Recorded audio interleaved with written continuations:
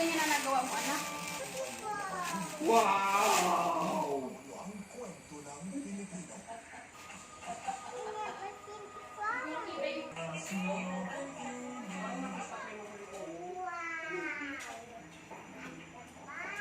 Ako? Wala ni nakita ni namin.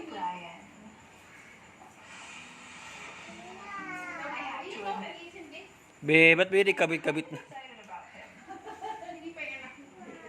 Decorate na lang first. Sa wala lang din kasama. Pero hindi mo magawa. Dahil bawal.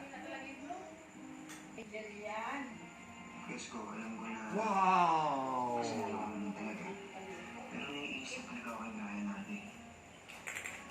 Mahal. Trust him so much. Believe sa him. Wow! Wow! Baka buhay niya ang trabaho niya. Minsan, ako po ang nagsasabi sa akin. Tapos bibigyan ko ng ganyan.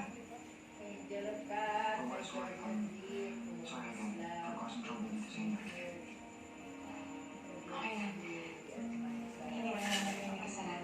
Di, huwag mong yapakan, masisira yung ano.